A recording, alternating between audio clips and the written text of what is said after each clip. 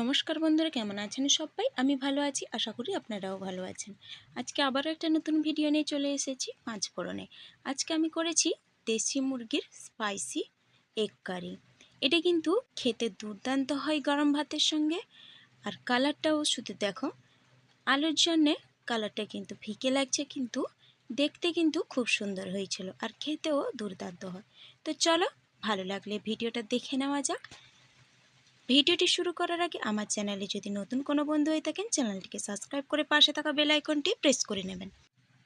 তাহলে দেখো, প্রথমে একটা মশলা পেস্ট করব। তার জন্য মিক্সিতে নিয়েছি 1 ইঞ্চির মতো আদা আর 10 থেকে 15টা কোয়া রসুন, হাফ চামচের মতো গোটা জিরে আর 1 চামচের মতো গোটা ধনে আর দুটো শুকনো লঙ্কা দিয়ে মিক্সিতে একটু জল দিয়ে ভালো করে মশলাটাকে মিহি পেস্ট করে নেব।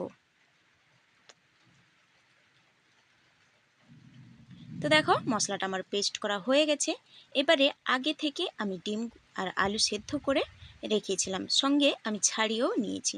আর ডিমগুলো দেখো, দেশি ডিম, ছোট যেহেতু হয়, আর তবে এগুলো একটু বেশি ছোট, যেন মনে হচ্ছে কোয়েল ডিমের মতো, কিন্তু নয়, এগুলো দেশি মুরগির ডিম।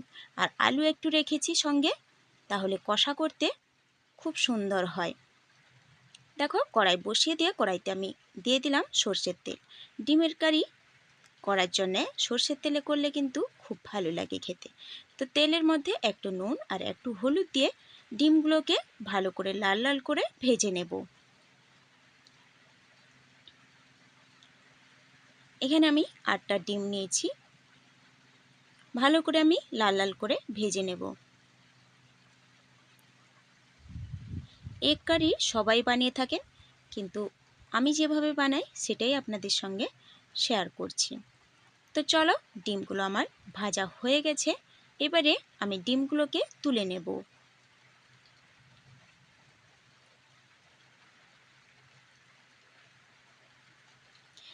এবারে আমি একই তেলের মধ্যে আলুগুলো ভেজে নেব, সেদ্ধ করে রাখা আলু ভেজে নেব। সেদ্ধ করে নিয়েছি, কারণ তাহলে গ্রেভিটা ভালো হবে, কম মশলাতেই গ্রেভিটা ভালো হবে। আর আলুটাও ভেজে নিলে খেতেও কিন্তু খুব সুন্দর লাগে। তো আলু আমার ভাজা হয়ে গেছে, তুলে নেব।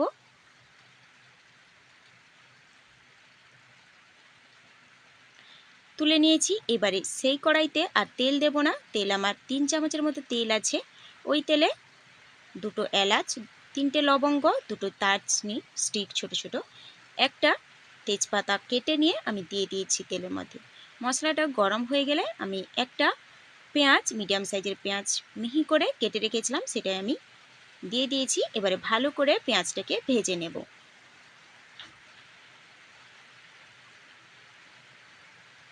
তো দেখো, পেঁয়াজটা আমার ভাজা হয়ে গেছে। এবারে আমি এর মধ্যে দিয়ে দেব যে আগে থেকে মশলাটা পেস্ট করে রেখেছিলাম, সেটাই আমি দিয়ে দিলাম। এবারে মশলাটাকে ভালো করে আমি ভেজে নেব। কম মশলাতেই খুব সুন্দর গ্রেভি হয়, কারণ যেহেতু সেদ্ধ আলুটা রেখেছি, তাই খুব সুন্দর গ্রেভি হবে, অনেকটাই গ্রেভি হবে। তো দেখো, মশলাটা আমার ভাজা হয়ে গেছে। এবারে একটা ছোট সাইজের টমেটো আমি কুচি করে রেখেছি, সেটা আমি দিয়ে দিলাম। তার সঙ্গে অল্প একটু নুন দিয়ে দিলাম, যাতে টমেটোটা ভালো করে গলে যায়। আর টমেটো গলে গিয়ে যাতে কাঁচা গন্ধটা না থাকে, সেরকম আমি কষিয়ে নেব। তো দেখো, টমেটোটা কষিয়ে নিয়েছি, আর দেখো তেলও ছেড়ে দিয়েছে, সঙ্গে টমেটো গলে গেছে। এবারে আমি কালারের জন্যে দিয়ে দিচ্ছি হাফ টিস্পুনের মতো কাশ্মীরি লঙ্কার গুঁড়ো আর হাফ টিস্পুনের মতো হলুদের গুঁড়ো। যেহেতু ঝালের জন্য শুকনো লঙ্কা ইউজ করেছি আর পরে কাঁচা লঙ্কা ইউজ করব, তাই আমি কালারের জন্য কাশ্মীরি লঙ্কার গুঁড়ো দিলাম। এবারে শুকনো মশলাগুলোকে হালকা আঁচে আমি ভেজে নিয়েছি, ভাজা হয়ে গেছে। এবারে আমি অল্প একটু জল দিয়ে মশলাটাকে ফুটিয়ে নেব।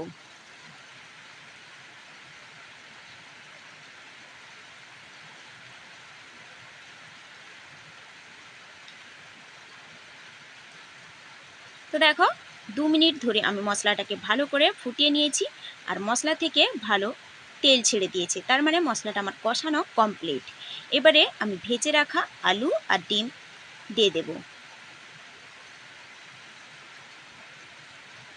মশলার সঙ্গে খুব ভালো করে আমি মিশিয়ে নেব।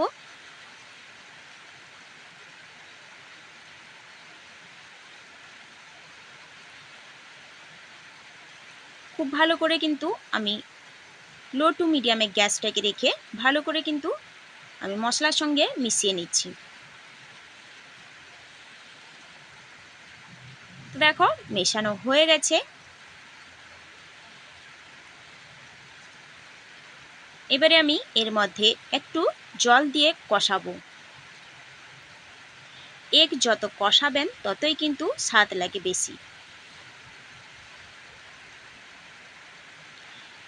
তো অল্প অল্প জল দিয়ে আমি পুরো 5 মিনিটের মতো লো টু মিডিয়ামে রেখে ডিম আলুকে ভালো করে আমি কষিয়ে নেব।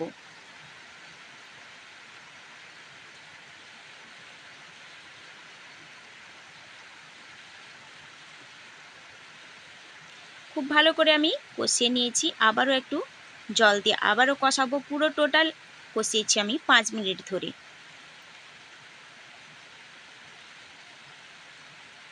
ডিম আলু যত কষাবেন, বারবার বলছি, ততই কিন্তু খেতে ভালো লাগে। আর দেখো অল্প একটু হাফ চামচের মতো চিনি দিয়ে দিলাম, তাহলে কিন্তু যে টমেটোটা আছে সেটা ব্যালেন্স হয়ে খুব সুন্দর টেস্ট লাগে। আবারও দেখো জল দিয়ে আমি কষিয়ে নেওয়ার পর তারপরে এবার আমি ঝোলের জন্য জল দিয়ে দিলাম। আর একটু জল দেব, দিয়ে ভালো করে আমি হাই আঁচে ফুটিয়ে নেব তরকারিটাকে।